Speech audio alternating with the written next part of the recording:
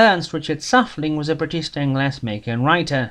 Born in 1855, the son of a blind maker from London, he founded his own glass company, Suffling & Co., though he seems to have worked alone for the most part. He also wrote adventure fiction, such as In the Realms of the Ice King, as well as works on stained glass and regional fiction. Several books focused on the Broads in Britain. One of his more unusual works was his Epitaphia, a collection of 1,300 British epitaphs in 1909. He died in 1911. Today we'll review his 1896, The Story Hunter, or Tales of the Weird and Wild. The premise is the narrator lives alone in a wagon, going from place to place and hypnotizing his visitors to obtain stories from them.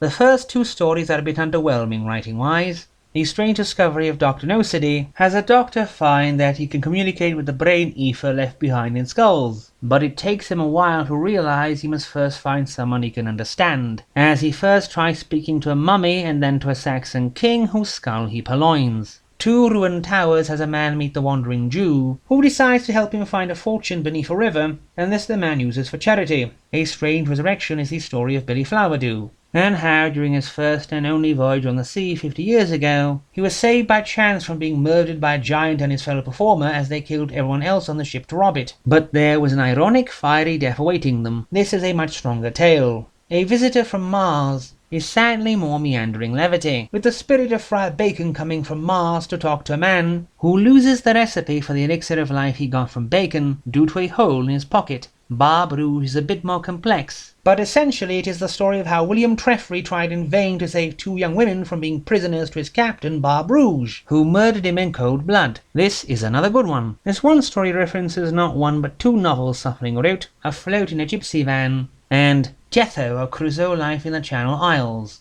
The latter seems to have a ghostly apparition, but the story seems to explain more of the events surrounding the death of William Treffry than the book itself. Robin Hood in Winter is a rather mundane affair. The story of a monk captured and robbed by Robin Hood in Winter, written in an intentionally old-timey way which is annoying to read. Eccles' Old Tower has a man find a giant skeleton in the ruins of an old village, and as he is going to ferry it away to sell it, he sees the man in the flesh, relating how he died 300 years ago, and how his stomach is full of burning sin because he murdered a woman who would not marry him, and in the end he and the woman sail away in their coffins as skeletons. The monk's penance is a very good affair, with Suffling stand-in relating the story of the poor monk who was the illegitimate son of a prior, the son painting his father into a stained glass window near the saints after his death, and for this crime, the one painted therein was to be alive and immovable inside the glass forever, only allowed an hour of freedom every 100 years, and only being able to escape his doom by the window being destroyed by accident. Dr. Angus Sinclair is an interesting idea, of finding a man in suspended animation in a hut near the Spitzbergen, and of him going insane just before the whalers brought him to Aberdeen, for some reason,